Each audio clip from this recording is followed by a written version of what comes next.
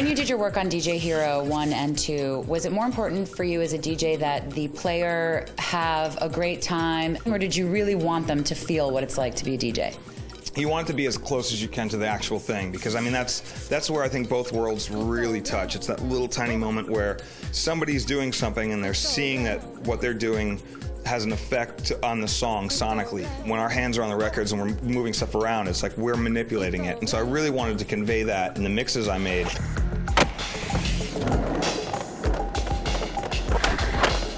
What did you want to convey in Skate? What was important to you stylistically for the music in that game? With Skate in particular, I was able to sort of go down different roads. I think I made like my first punk riff ever, and I've been wanting to make something like that. I was able to do that in Skate. You were in a movie called Scratch, which is sort of a documentary about the sort of hip-hop DJing movement.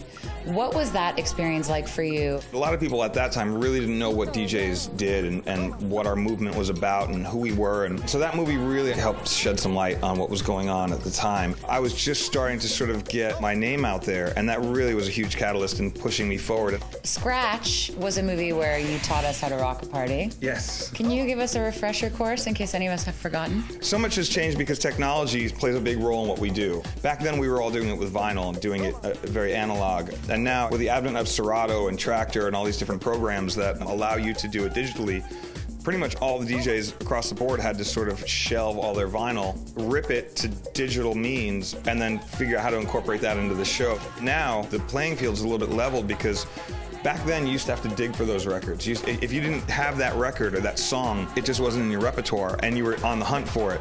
Now, pretty much you can find anything you want. Rocking a party then to rocking a party now is completely opposite ends of the spectrum. We've come such a long way in 10 years. No matter what technology you have, whether it's old or new, whether you have a lighter or 2 sticks, depending on the fire you make, it's really what goes into that. Selecting music for a party is the most paramount thing. Your technical skills and all that stuff is so much secondary. If you don't have the right tunes, it doesn't matter. Now it's time for our wrap-up.